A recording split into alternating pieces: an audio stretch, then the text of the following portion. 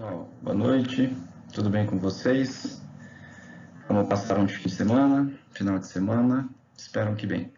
Vamos continuar a nossa disciplina, né, de fisiologia e vamos continuar com o tema de fisiologia da respiração. Hoje nós vamos abordar, né, essa dinâmica dos gases, né, entender um pouquinho sobre essa lei dos gases, como que ocorre essa hematose, e vamos conversar também sobre alguns volumes e algumas capacidades respiratórias, né? O que é um volume residual, o que é um volume funcional e assim por diante, tá? Então vamos começar, vamos ver essa dinâmica, né, desses gases. Então vamos começar a entender sobre essa lei geral dos gases, tá? Logicamente, isso envolve também bastante física, né? Movimento cinético, e nem não é o nosso objetivo aqui. Eu quero que vocês compreendam, de uma forma geral, o que são essas leis dos gases. Então, vamos entender algumas coisas aqui, tá? Olha só, eu vou desenhar uma estrutura que é o nosso alvéolo, tá? Durante a inspiração, entrou um monte de oxigênio nesse alvéolo, certo? E esse oxigênio é o que está aqui pintado em azul, certo? Então, durante a inspiração, puxei o ar, esse ar rico em oxigênio, né? E agora, esse oxigênio está dentro dos nossos alvéolos, ok? Essas moléculas de oxigênio, elas vão estar em constante impacto umas com as outras, né? Então, aqui, essas moléculas de oxigênio ficam o tempo todo batendo umas nas outras, né? E também essas moléculas de oxigênio, elas ficam batendo contra a parede dessa superfície, né? No caso, contra a parede do nosso alvéolo, certo? Então, quer dizer que conforme elas estão batendo entre si, né? Estão em constante contato com a parede dos alvéolos, isso vai determinar o que a gente chama de, deixa eu trocar aqui, pressão dos gases. Então, o que seria essa pressão dos gases? Pressão dos gases nada mais é do que o impacto constante dessas moléculas que não estão paradas, né? Que elas estão em constante movimento contra elas mesmas e contra uma superfície. Quando eu falo em superfície aqui, eu estou falando na superfície do nosso alvéolo, certo? Então, esse impacto dessas moléculas de oxigênio contra essa superfície, ou seja, contra a superfície do alvéolo, tá? Isso gera uma certa pressão. Então, aqui a gente já compreendeu, ó, vou desenhar de novo dois alvéolos. Aqui a gente já compreendeu que, por exemplo, se eu tenho pouco oxigênio dentro dos alvéolos, eu tenho uma determinada pressão. Agora, imagina esse alvéolo cheio de oxigênio, tá? Então, quer dizer que a pressão nesse alvéolo A, ela é mais baixa do que a pressão nesse alvéolo B, tá? Por quê? Porque no alvéolo B, desenhado aqui, eu tenho muito mais moléculas de oxigênio colidindo, né, contra a superfície do nosso alvéolo, certo? Então, isso é o que a gente chama de pressão desses gases, certo? E vamos ler o que está escrito aqui nessa outra definiçãozinha, né? E esses gases são dissolvidos nos líquidos do nosso corpo, né, no caso a água, e exercem pressões. Pressões por quê? Porque estão em movimento constante. Isso é o que a gente chama de energia cinética, né? Ou energia de movimentação, tá? Então, quando a gente fala em pressão, significa que eu tenho uma grande quantidade dessas moléculas de oxigênio, né, no caso, em um determinado espaço. Então, quando eu falo em hematose ou trocas gasosas, né, a passagem do oxigênio do alvéolo para o sangue e do CO2 do sangue para os alvéolos, ela se dá através do que nós chamamos de difusão. O que é difusão? Vamos desenhar novamente aqui, ó. Desenhei o meu alvéolo e esse alvéolo está cheio de oxigênio. como a gente já viu lá no último slide, essa grande quantidade de oxigênio gera uma grande pressão. Agora vamos imaginar assim, ó. Aqui, vou desenhar de outra cor, tá? Para não confundir a gente. Aqui eu tenho o meu capilar sanguíneo, certo?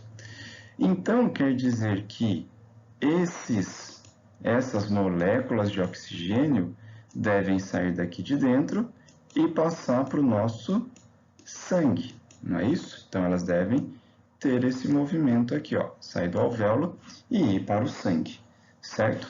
Isso ocorre por difusão. O que é difusão? Olha só o que está escrito ali.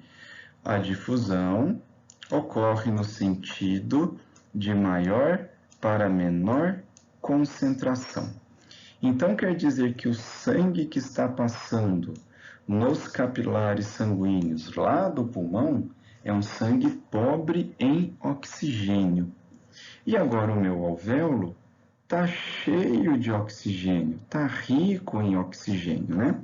Então, quer dizer que ocorre isso que nós chamamos de fusão, do local de maior para o local de menor concentração, tá? Então, quer dizer que aqui no meu alvéolo eu tenho uma grande pressão e aqui no meu capilar sanguíneo eu tenho uma pressão mais baixa, né? Uma pressão bem menor do que dos nossos alvéolos. E o contrário é verdadeiro também. A gente já pode pensar no transporte ou na passagem do dióxido de carbono dos nossos capilares para os nossos alvéolos. Então, qual que é o certo? Agora eu vou mudar de cor aqui, tá, pessoal? Vamos pensar que isso daqui sejam as moléculas de CO2, né, de dióxido de carbono. Eu tenho uma quantidade muito maior desse dióxido de carbono passando no nosso sangue, no capilar lá dos alvéolos. E a passagem dele para o alvéolo ocorre na mesma, vamos pensar que o sentido é esse, tá? Ocorre igual do oxigênio, ou seja, de um local de maior para um local de menor concentração. Também ocorre por esse movimento chamado de difusão. O que determina essa velocidade de difusão, né, que é o que está escrito aqui? Essa velocidade de difusão, quem determina essa velocidade, né, é aquilo que nós conversamos no slide passado, que é o que nós chamamos de pressão dos nossos gases. Então, quer dizer que se eu tenho muito oxigênio aqui dentro do alvéolo, uma pressão muito grande, quer dizer que esse oxigênio vai passar numa velocidade muito alta para o meu capilar sanguíneo. A mesma história acontece se eu tiver muito CO2 dentro do capilar sanguíneo, ele vai ter uma pressão muito alta e vai passar para o nosso alvéolo de uma maneira mais rápida, certo? Então, quer dizer que o transporte dos gases lá do alvéolo para o sangue e do CO2 para os alvéolos ocorre simplesmente por diferenças de pressões. Então, quer dizer que onde eu tenho maior pressão, ele vai sair e vai para um local de menor pressão. E aqui só mostrando para vocês, né, a pressão parcial desses gases. Então, o ar que a gente inala, ele tem nitrogênio, ele tem oxigênio e, lógico, ele tem também dióxido de carbono, tá? Notem que eu tenho uma quantidade comparativamente com a de nitrogênio mais baixa, né? A concentração de oxigênio, comparando com o nitrogênio, ela é bem mais baixa, tá? E Deus, quando fez as coisas, foi tão perfeito, porque olha só, se nós tivermos em torno de 20% de oxigênio no ambiente onde nós estamos inseridos, né? Nós sufocaríamos, nós não conseguiríamos fazer trocas gasosas. E se eu tiver uma concentração maior de oxigênio, maior que 22% de oxigênio no ambiente, já teríamos combustões espontâneas, né? Já teríamos explosões, porque o oxigênio é um gás inflamável, certo? Só para a gente entender como que ocorre essas concentrações de gases, tá? Agora vamos aqui para baixo, ó. A pressão de oxigênio no ar é em torno de 159 milímetros de mercúrio. E dentro dos alvéolos, a pressão desse oxigênio é mais baixa, em torno de 105 milímetros de mercúrio, tá? Então, vamos lá de novo. Eu tenho o ar, né? O ar atmosférico, onde a pressão de oxigênio desse ar gira em torno de 144, 150, aqui está escrito 159 milímetros de mercúrio de oxigênio, certo? Essa é a pressão desse gás, oxigênio, no ambiente, certo? Só que a hora que eu inspiro, o que vai acontecer? Esse ar, né, rico em oxigênio, ele vai chegar lá nos alvéolos, não é isso? Então, de novo, esse ar que nós inspiramos, ele vai chegar lá nos alvéolos. Teoricamente, ele não deveria chegar na mesma pressão que existe no ambiente, só que agora dentro dos alvéolos, olha só, eu tenho uma pressão mais baixa. Por que será que isso acontece? Essa pergunta eu deixo para vocês raciocinarem e procurarem por que a pressão de oxigênio no ar é maior do que aquela pressão de oxigênio dentro dos nossos alvéolos. Se o ar que está dentro dos alvéolos é o ar que a gente puxou do ambiente, tá? Essa pergunta eu deixo para vocês e na nossa sala virtual eu quero que vocês respondam para mim, tá? E pode ser também uma perguntinha de prova, né? Então, eu quero que vocês procurem isso, tá? Mas me lembrem para a gente também responder isso na nossa sala virtual. E olha só, o sangue da artéria pulmonar, todo mundo lembra, né? A artéria pulmonar é aquela artéria que está saindo do ventrículo direito e indo para os pulmões. Tem uma pressão de oxigênio em torno de 40, 45 milímetros de mercúrio, certo? Então, quer dizer que ela vai passar nos alvéolos e, logicamente, depois dos alvéolos, olha só, ela vai continuar com essa pressão de 105. Então, aqui a gente está conseguindo ver, deixa eu apagar aqui para não ficar muito bagunçado, né? Aqui a gente está conseguindo ver o seguinte, o sangue que está chegando nos alvéolos tem uma baixa concentração de oxigênio. Depois que ele passou pelos alvéolos, por aquele processo de difusão, né? Então, quer dizer que ele vai receber o oxigênio e agora ele tem uma alta concentração de oxigênio, ok? Então, esse processo é o que acontece.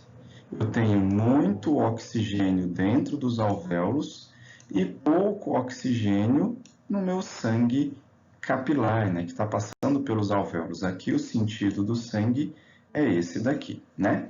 Então, chega um sangue pobre em oxigênio, consequentemente, pressão de oxigênio mais baixa, passa pelos alvéolos e o que acontece lá nos alvéolos? A pressão de oxigênio ela é muito alta. E esse oxigênio, então, por aquele processo de difusão, vai mandar, né, essas moléculas de oxigênio lá para o nosso sangue, ou seja, para ser transportado. E o contrário também é verdadeiro, né?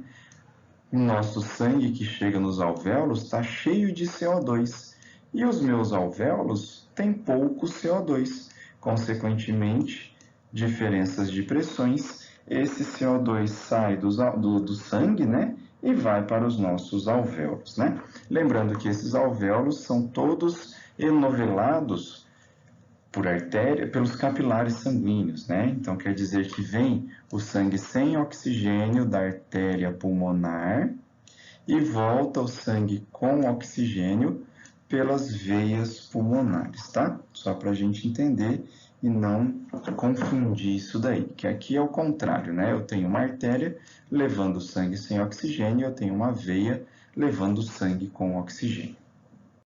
E a mesma coisa nós conseguimos visualizar aqui, ó. Vamos ler o que está escrito para a gente entender. O sangue carregado de oxigênio deixa os pulmões pelas veias pulmonares, né? Então, aqui é a exceção à regra. Indo para o ventrículo esquerdo, indo para o átrio esquerdo, né? Do átrio para o ventrículo esquerdo, e aí ele vai para todo o nosso corpo, tá? Então, olha só o que está escrito aqui. O que é isso daqui, ó? Aqui nós temos os pulmões, tá? E aqui os tecidos. Como exemplo, colocamos aqui músculo, tá? Mas é qualquer tecido, tecido renal, tecido hepático, digestivo, pele e assim por diante, tá? Então, olha só, vamos começar por esse evento aqui, ó. Tá? Então, quer dizer que o sangue saiu dos pulmões com uma grande concentração de oxigênio. Lógico, e uma baixa concentração de CO2. Esse sangue foi para os nossos tecidos, né? Aqui está mostrando o átrio e ventrículo esquerdo, mas tudo bem. Esse sangue foi para os nossos tecidos e o que ocorre nos nossos tecidos? O oxigênio sai do sangue e, nesse exemplo aqui, ele vai para o músculo, né? E o contrário também acontece, né? Eu tenho o CO2 aqui saindo do músculo e indo para o sangue, tá? Tudo isso ocorre como? Por difusão. Lembra que aqui nós falamos músculo porque é o que está escrito aqui, tá? Mas é para qualquer célula do nosso corpo. E agora esse sangue, olha só, tem uma pressão mais baixa de oxigênio, né? Comparando com aquela pressão quando ele saiu do pulmão, e ele tem uma pressão de CO2 mais alta. Então, agora é um sangue venoso, né? Rico em CO2 e pobre em oxigênio. Vai passar pelo átrio ventrículo direito, artéria pulmonar. Olha só o nosso sangue aqui, rico em CO2 e pobre em oxigênio. A hora que ele passa lá nos nossos alvéolos, o que acontece? Pressão de oxigênio é maior, quer dizer que o oxigênio vai para os capilares. E a pressão de CO2 é maior no capilar e menor no alvéolo, e então ocorre o caminho contrário, tá? É isso que está acontecendo, é isso que acontece para a oxigenação de todos os nossos tecidos, né? De todas as nossas células, que é o que está escrito aqui em cima também, né? A pressão de CO2 no sangue que chega nos alvéolos é em torno de 46 milímetros de mercúrio, que é o que está escrito aqui, ó. Tá? A pressão de CO2 dos alvéolos é menor do que aquela pressão do sangue que chega nos alvéolos, né? Lembra que eu falei? Difusão do local de maior para o local de menor concentração. Então, quer dizer que o CO2 vai sair dos capilares e entrar nos alvéolos. E no momento da expiração, você vai estar jogando todo esse CO2 para fora, tá? Essa que é a dinâmica que acontece na hematose. E aqui chegamos nos nossos coeficientes de solubilidade. O que são esses coeficientes de solubilidade? A capacidade de um gás de se dissolver, né, num líquido. Que líquido que nós estamos falando? O líquido corpóreo, toda a água do nosso corpo, tá? Então, o coeficiente de solubilidade do oxigênio é 0,03. E vamos pegar aqui, ó. O coeficiente de solubilidade do CO2 é 0,57, né? Então, ele é maior do que o coeficiente de solubilidade do oxigênio. Quer dizer que o CO2 tem uma capacidade de se dissolver em líquidos muito mais fácil do que o oxigênio, né? Então, se eu pegar 0,03 e multiplicar por 20, dá 0,06, né? Quase o coeficiente de solubilidade do CO2. Então, podemos falar que o coeficiente de fusão do gás carbônico é cerca de 20 vezes maior do que do oxigênio, tá? Então, o que isso significa? Significa que o CO2, ele difunde-se 20 vezes mais rápido do que o oxigênio. Por isso que a concentração de oxigênio ela tem que ser maior para compensar essa solubilidade, né? Esse coeficiente de solubilidade do CO2. Quem determina esse coeficiente de solubilidade ou esse coeficiente de difusão, logicamente, é o peso molecular, né? O peso molecular desta molécula, desse gás e assim por diante, tá? Então, gravem isso que depois, lá na frente, vai ser importante para a gente. Então, nós falamos das leis gerais dos gases, né?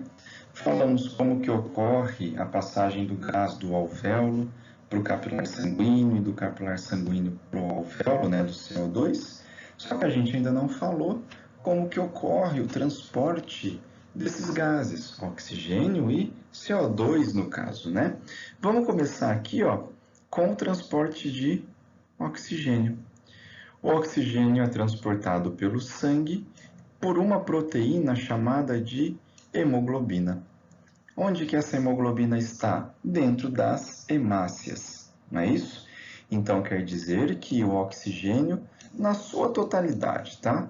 Em torno de 97% dele é transportado lá pela nossa hemoglobina. E essa hemoglobina é uma proteína presente dentro da hemácia, no caso.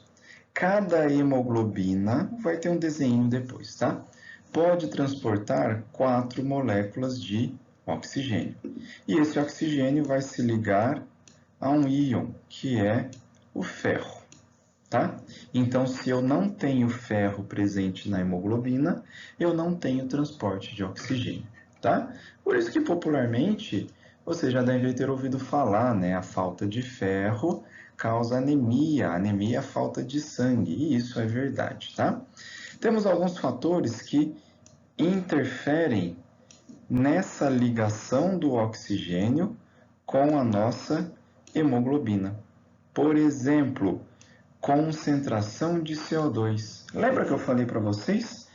A solubilidade do CO2 é 20 vezes maior do que do oxigênio. Então, se eu tiver uma quantidade muito maior de CO2, isso vai interferir, ele vai se ligar, tem mais afinidade, né? E ele vai dificultar o transporte de oxigênio. O que dificulta também a ligação desse oxigênio com a nossa hemoglobina, pH sanguíneo. Então, uma acidose metabólica vai interferir diretamente na ligação desse oxigênio com a hemoglobina, ou seja, vai diminuir a ligação desse oxigênio, tá? E, logicamente, também a temperatura. Isso interfere na ligação do oxigênio na hemoglobina, certo? Bom, então nós vimos como que ocorre o transporte do oxigênio. E o transporte do dióxido de carbono, como será que ele é feito? Ele é feito de 3 formas, tá? Então, transporte do dióxido de carbono ele é transportado, né, de 3 formas no nosso corpo. Dissolvido no plasma, tá? Isso é uma pequena porcentagem, em torno de 10%. Ligado à hemoglobina, só que uma pequena porcentagem também, em torno de 20%. E a maior porcentagem, a maior forma de transporte de CO2 no nosso sangue é através de íons bicarbonato, tá? Então, a maior parte dele é transportada em formas de bicarbonato, certo? Quer dizer que o CO2 se associa com a água, forma ácido carbônico, que se dissocia, forma bicarbonato e forma íons H+, tá? Então, só para a gente entender, o oxigênio é transportado pela hemoglobina e o dióxido de carbono principalmente na forma de bicarbonato. Na hora que chega lá no alvéolo, ele se dissocia, né? E o CO2 ele é eliminado, né? Como a gente já conversou. E o monóxido de carbono, que é aquele gás emitido pelos carros, né? Se liga com a hemoglobina, a gente já viu que a hemoglobina é responsável pelo transporte de oxigênio da mesma forma que o oxigênio. Então, se eu tiver num ambiente extremamente saturado de monóxido de carbono, eu vou à morte, né? Teremos um óbito, por quê? Porque o monóxido de carbono impede que esse oxigênio seja transportado, ou seja, a pessoa, o animal, morre asfixiado, tá? Certo? Então, se eu ligar o carro numa garagem e essa garagem for fechada e eu começar a inalar esse monóxido de carbono, eu corro o risco de vir a óbito, né? Asfixiado, porque ele vai impedir que o oxigênio seja transportado. E aqui só exemplificando, né? E isso daqui é uma molécula de hemoglobina, tá? Então, aqui eu tenho a hemácia E dentro dessa hemácia eu tenho milhões e milhões de hemoglobina, em torno de 400 milhões de hemoglobina dentro de uma hemácia, de uma única hemácia. Cada hemoglobina, então, essa hemoglobina é formada por grupos M e cadeias globínicas, né, que nós vimos lá na fisiologia hematológica. Então, quer dizer que cada hemoglobina possui 4, deixa eu pegar uma cor diferente, possui 4 grupos M, né? Esses grupos M contêm o ferro, e é nesse ferro que o oxigênio vai se ligar para ser transportado, tá? Então, quer dizer que uma única hemoglobina transporta 4 moléculas de oxigênio, certo? Daí a importância, a extrema importância, né, de se ter a hemácia. Um processo chamado de anemia, eu não tenho hemácias. Se eu não tenho hemácias, não tenho hemoglobina. Se eu não tenho hemoglobina, não tenho transporte de oxigênio. Se não tem transporte de oxigênio, não tem metabolismo celular, certo? Então é isso que a gente tem que começar a pensar. Para a hora que chegarmos nas clínicas, né, na área da clínica, um tema de choque, nós vamos saber o que vai acontecer com o nosso paciente, ok? E agora nós vamos falar sobre alguns volumes e algumas capacidades, tá? Isso é importante para nós também compreendermos sobre a parte de oxigenação forçada, ventilação forçada, no momento de anestesia e assim por diante, tá? Então vamos ver quem são esses volumes e quem são essas capacidades pulmonares. Vamos começar a falar, né, sobre esses volumes pulmonares com relação à funcionalidade. Então, são volumes pulmonares funcionais, tá? Vamos ver quem são eles e vamos compreender o que acontece com eles, tá? Primeiro volume que nós temos é chamado de volume corrente de ar. Tá? O próprio nome já está falando, ele é corrente, então ele vai entrar e sair. O que seria esse volume corrente de ar? É o volume de ar inalado, tá? Durante uma inspiração normal. E é o volume de ar exalado durante a expiração normal. Então, enquanto você está assistindo essa aula, você está respirando, né? Então, você tem o movimento de inspiração e o movimento de expiração, tá? Então, quer dizer que esse ar que entra e esse ar que sai dos seus pulmões, normalmente, né? Enquanto você está aí em repouso, certo? Isso é chamado de volume corrente de ar, tá? Temos as medições para as diferentes espécies, né? Então tá aqui, ó, um cavalo de 4 a 6 litros, uma vaca de 3 a 5, cães variam bastante, né? Mas em torno de 100 a 300 ml, e olha só, no ser humano, em torno de 500 ml de ar ou de ar que está passando de uma forma corrente, certo? Então, para se calcular o volume corrente em 1 minuto, nada mais é do que pegar o valor do volume corrente e multiplicar pela frequência respiratória, tá? A nossa frequência respiratória do ser humano gira em torno de 12, 15 movimentos respiratórios por minuto. Então, em repouso, você inspira e expira em torno de 12, 15, 20 vezes, tá? Logicamente, isso aumenta, isso varia muito em atividades físicas, quando você apresenta febre e assim por diante, tá? Então, quer dizer que para eu saber o volume corrente de ar por minuto, eu multiplico ele pela frequência respiratória. Vamos fazer um cálculo simplesinho, rapidinho aqui, né? Se o ser humano, se o homem, tem um volume corrente de ar de 500 ml, e vamos jogar um valor aí, que ele apresente uma frequência respiratória de 10 movimentos por minuto, é só multiplicar 500 vezes 10. Então, você tem um volume corrente de ar por minuto de 5.000 ml, né? Ou 5 litros, né? Durante 1 minuto, ok? Então, isso é o volume corrente de ar. Lembra que nós estamos falando de capacidades de volumes pulmonares funcionais, tá? O próximo volume é o que nós chamamos de volume de reserva, tá? E aí eu já vou colocar o próximo aqui. Eu tenho um volume de reserva inspiratório e eu tenho um volume de reserva expiratório. O que seria isso, tá? Então, volume de reserva, então o próprio nome também já está falando, né? É um volume, um reservatório, tá? Volume de reserva, o que é esse volume de reserva? Quantidade de ar extra, tá? Então, você está inspirando e expirando normalmente, tá? Só que você pode inspirar uma quantidade de ar maior, tá? Então, esse volume de reserva inspiratória é a quantidade extra de ar que pode ser inspirada além daquilo que está corrente, tá? Então, se você está sentadinho aí e der uma puxada de ar muito mais forte, isso é o que nós chamamos de volume de reserva inspiratório, tá? Quantidade extra de ar que pode ser inspirada. Quando nós falamos, então, de volume de reserva expiratória, é o contrário.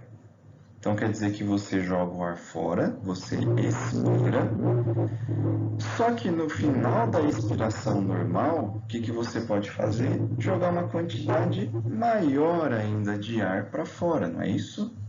Isso é o que nós chamamos de volume de reserva expiratório. Então, tá aqui, ó, quantidade extra de ar que pode ser expirada de maneira forçada após a expiração normal.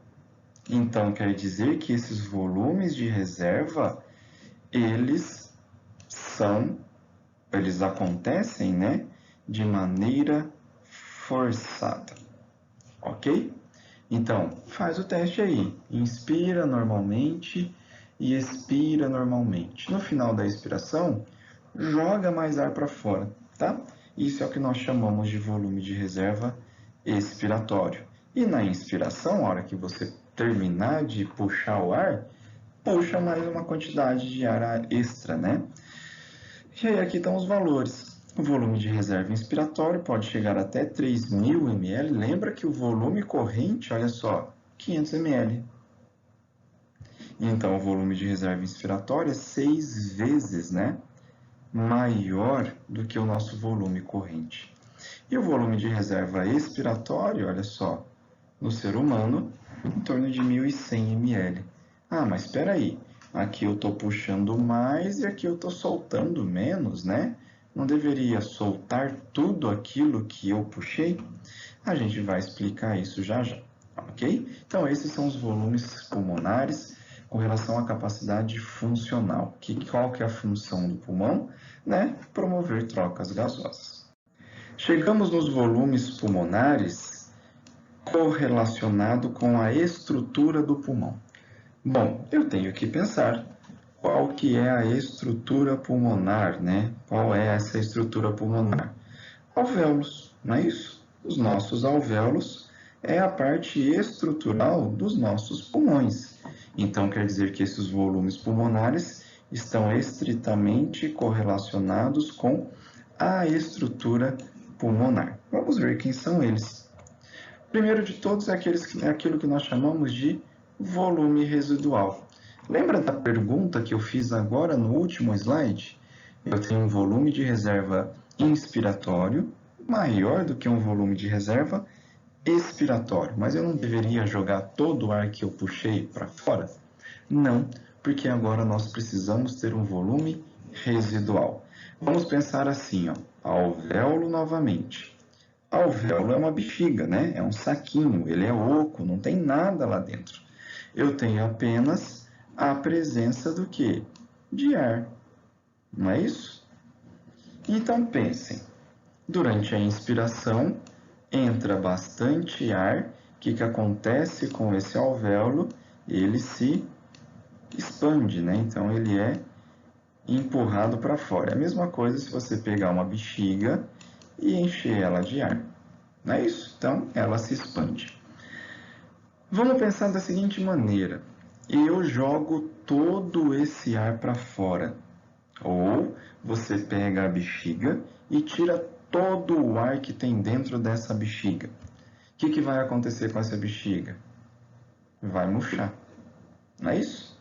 Então, desse alvéolo cheio e inflado, nós temos agora um alvéolo murcho.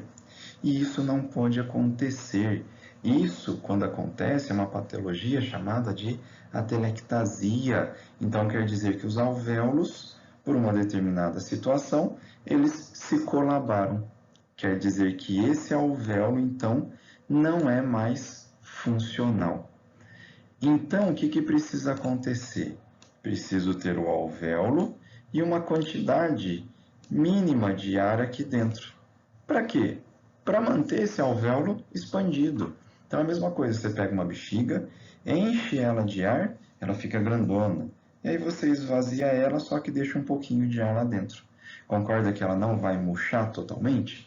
Então, quando nós falamos de volume residual, nós estamos falando para manter a estrutura. Qual que é a estrutura pulmonar? Alvéolo, ok? Então, vamos ver o que seria esse volume residual. Volume residual é aquela quantidade de ar que ainda permanece nos pulmões. Quando? Após a expiração. Ah, mas após a expiração normal? Não. Após aquela expiração forçada. Então, faz o seguinte aí na sua casa, aí agora que você está assistindo a aula, puxa o ar, o mais forte que você puder, a maior quantidade que você puder, e joga esse ar forçadamente. Pronto, você fez isso, mas ainda nos seus alvéolos você ainda apresenta uma quantidade de ar presente dentro deles, tá? Então tá aqui, ó, representa o ar que não pode ser removido dos pulmões. Por que ele não pode ser removido dos pulmões? Isso vocês já sabem. Esse volume é importante para manter os alvéolos abertos, ok? Então isso a gente já entendeu, ficou simples.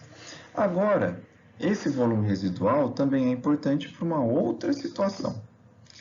Lembra que eu falei? Nós, seres humanos, temos uma frequência respiratória em torno de 12, no máximo 20 movimentos respiratórios por minuto. Então você inspira, espera um pouquinho e aí você expira. Concorda que logo após você expirar, você tem um momento de pausa, não tem? E só daqui a alguns segundos você vai puxar o ar de novo. Só que o coração ele não para de bater, concorda? Então o coração ele fica trabalhando o tempo todo. Então vamos pensar aqui. Desenhei o nosso alvéolo e desenhei um capilar sanguíneo, que está em azul.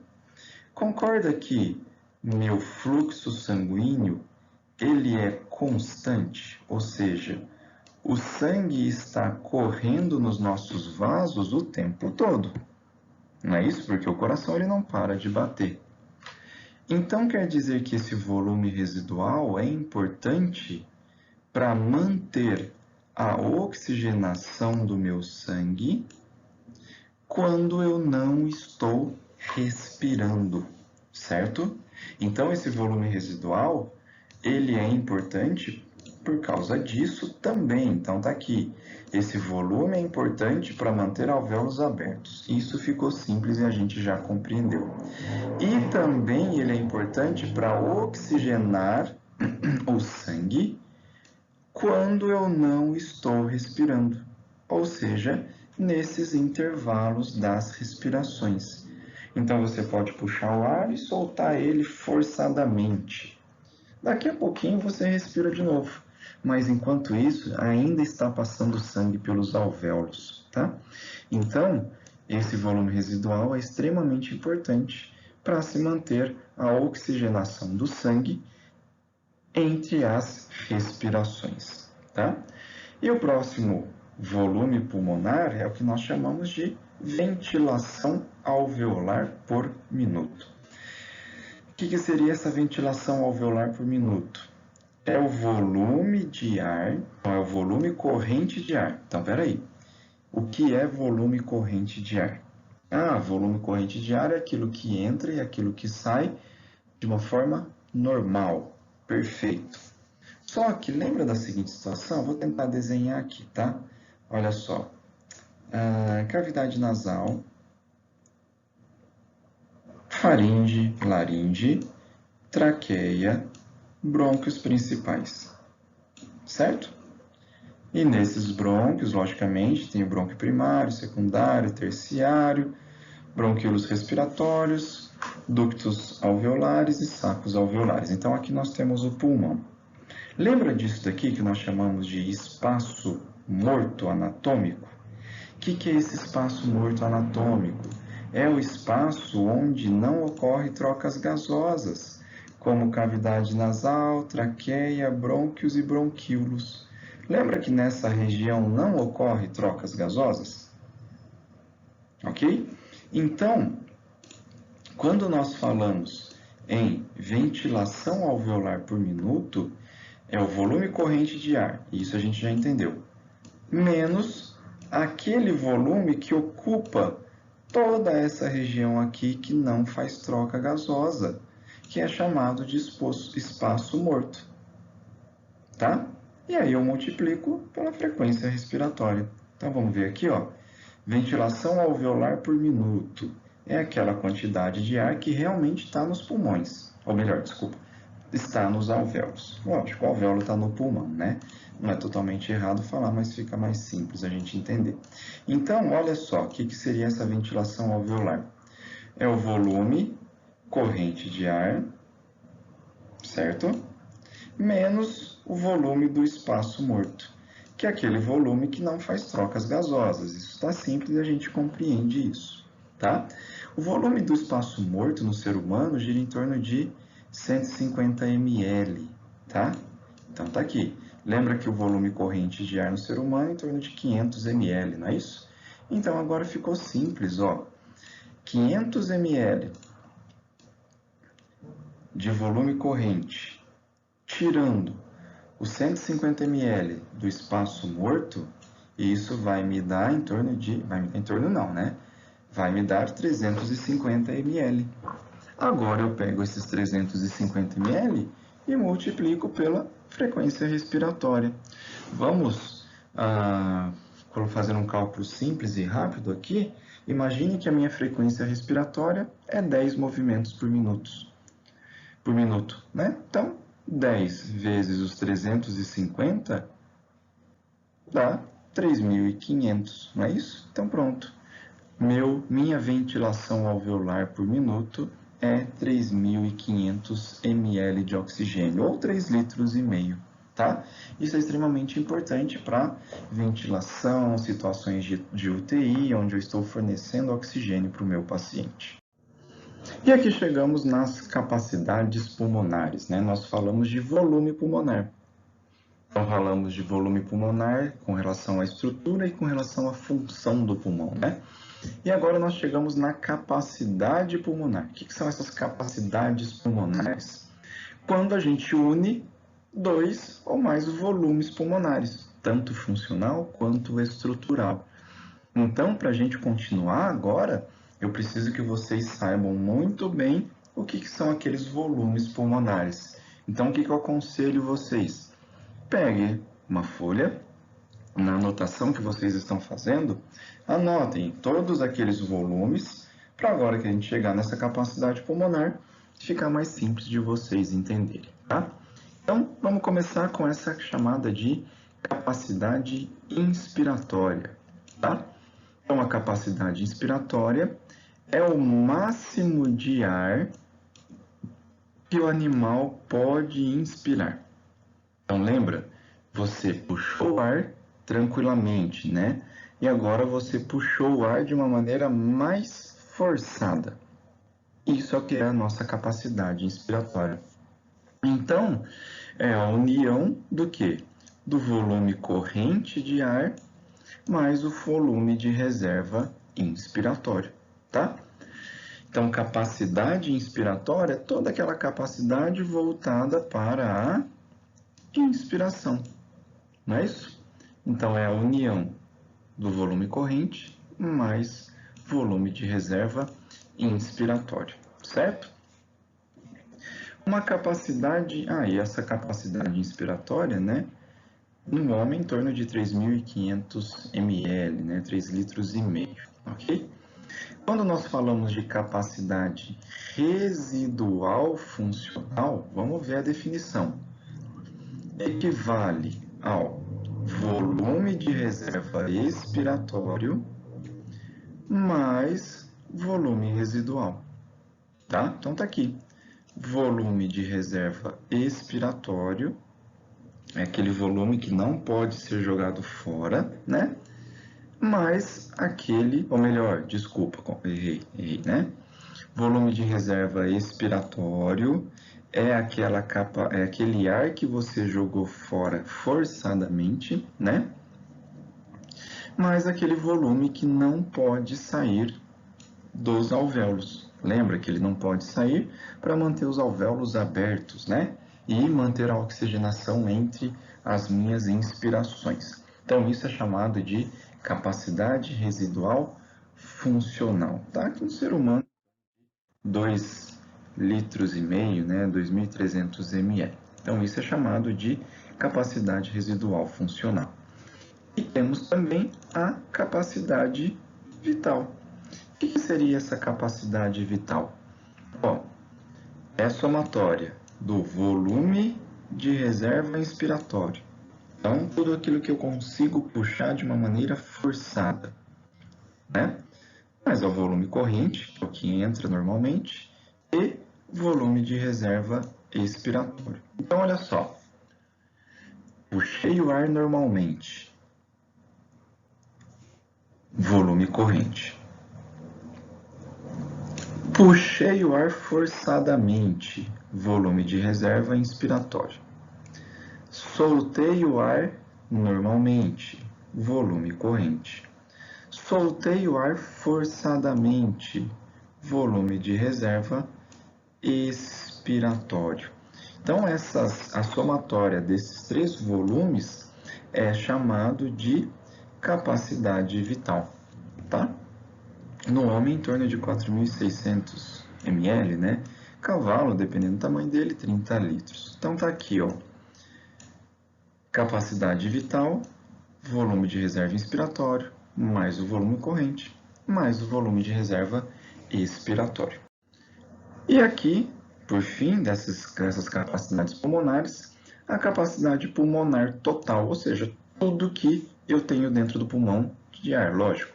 Então, é o volume de ar contido nos pulmões no final de uma inspiração máxima, tá? É o que? É a capacidade vital mais volume residual. Lembra o que era a capacidade vital que a gente viu lá no último slide? Volume de reserva inspiratório, volume de reserva expiratório e volume corrente, mais o volume residual. Tudo isso é chamado de capacidade pulmonar total, ok? No ser humano, até 5.800 ml, né? 5 litros, quase 6 litros de oxigênio no seu pulmão. Lógico, conforme você vai desenvolvendo uma atividade física, você vai se tornando resistente e você vai aumentando essa capacidade pulmonar total, tá? E num equino, por exemplo, ó, até 40 litros, tá? Tudo dependendo também da capacidade física deste animal, ok? E aí nós chegamos nesses gráficos, né, que mede aquele exame do pulmão, onde a pessoa vai assoprar para medir as capacidades e os volumes pulmonares, né, que é chamado de espirometria, tá? Que é aquela prova do sopro, que você já deve ter visto em algum local, tá? Que é a medida da respiração, tá? Que foi desenvolvida, né? Que foi denominada lá em 1700, 1800, tá? Então, essas medidas espirográficas que está mostrando aqui, nada mais é do que as medidas do exame do pulmão, da espirometria, que a gente já acabou de falar para vocês. nada mais é do que tudo aquilo que a gente acabou de conversar. Então, aqui nós vamos resumir todos aqueles volumes e todas aquelas capacidades pulmonares. Então, tá aqui, ó, volume corrente, todo mundo já sabe o que é um volume corrente, é o que entra e o que sai do pulmão naturalmente. Ser humano em torno de 500 ml, né? Então, tá aqui, ó, isso daqui é um volume corrente de ar. Já vamos entender, antes de passar os slides, né? Olha só, volume de reserva inspiratória, que está escrito aqui em cima, ó. Volume de reserva inspiratória. O que é esse volume de reserva inspiratória? A quantidade de ar que eu consigo puxar, né, inspirar, de uma maneira forçada, além do volume corrente de ar. E o que seria esse volume de reserva expiratório que está mostrado aqui embaixo? Ó? É aquela quantidade de ar que eu consigo jogar fora, que eu consigo expirar forçadamente, tá? Então, volume de reserva inspiratório, volume de reserva expiratório e o volume corrente, que está aqui, ó, volume corrente de ar. E isso acho que está simples para vocês, né? Nós compreendemos isso. Então, está aqui o que a gente acabou de conversar. Esse volume de reserva inspiratória é a quantidade de ar que eu consigo inspirar além do volume corrente, né? Só que agora de uma maneira forçada. Então, esse daqui, volume de reserva inspiratório. O volume de reserva expiratório, né? Então, tá aqui, é aquele volume de ar que eu consigo jogar fora de uma maneira forçada também. Então, lembrem-se disso. Apenas o volume corrente é normal, igual vocês estão agora. O reserva inspiratória e o reserva expiratória, que a gente está trabalhando agora, é necessariamente feito de uma maneira forçada, certo? Então tá aqui, esses volumes são volumes para seres humanos, tá? Logicamente. O volume residual é aquele volume que não pode ser jogado fora do pulmão. E vocês já sabem, né, por que o ar não pode ser jogado fora do pulmão, tá? Para manter o alvéolo aberto e para manter as trocas gasosas entre as inspirações, certo? Então, aqui, como a gente tinha conversado, se eu pegar volume de reserva inspiratória, pegar volume corrente de ar, o volume de reserva expiratória e o volume residual, nós teremos o que nós chamamos de capacidade pulmonar total, tá? Lembra que eu falei para vocês que esses volumes, né, 5 litros e 800, é de ser humano, tá? E conforme o desempenho, o progresso do desempenho físico, essa capacidade pulmonar, ela só tende a aumentar também, tá? Então, isso é chamado de capacidade pulmonar total. É a somatória de tudo, né? Volume de reserva inspiratório, do volume corrente, do volume de reserva expiratório e do volume residual. Quando nós falamos de capacidade vital, é a somatória, né? É a somatória do volume de reserva inspiratório, do volume corrente e do volume de reserva expiratório. E isso tudo é chamado de capacidade vital. Então, agora nós estamos vendo aqueles volumes e aquelas capacidades, só que na forma de gráficos, né? É isso que um exame, a espirografia, ela vai mostrar, a espirometria, desculpa, ela vai mostrar para a gente, né? Vai mostrar todos esses volumes em forma de gráfico. A capacidade inspiratória, se a capacidade inspiratória é tudo aquilo que eu consigo inspirar, né? É o volume normal, volume corrente, mais o volume de reserva inspiratório, tá? Tudo isso é chamado de capacidade inspiratória. A capacidade residual funcional, né? Nada mais é do que o volume, a somatória do nosso volume residual, certo? Com volume de reserva expiratório. Isso é capacidade residual funcional, né? E aí pode ser tudo colocado e mostrado, né, na forma de um gráfico para ficar mais simples a visualização. Então tá aqui, ó, o volume corrente, que é somente essa faixa, o volume de reserva inspiratório, que é toda essa faixa aqui, o volume de reserva expiratório, né, que é toda essa faixa aqui, e o volume residual, né, o volume residual está aqui, que é toda essa faixa aqui. Vou apagar para vocês verem o volume residual, tá? E aí, os nossos volumes, né, que está escrito aqui, e as nossas capacidades pulmonares. Capacidade inspiratória, opa, marquei errado, desculpa. A capacidade inspiratória, que é aqui, né? Tudo isso é capacidade inspiratória. Tudo isso daqui é capacidade vital. Agora eu vou apagar de novo aqui. Vou apagar aqui, tá? Isso daqui, ó. Deixa eu marcar de um jeito que fica melhor para vocês verem, né? Isso daqui, ó,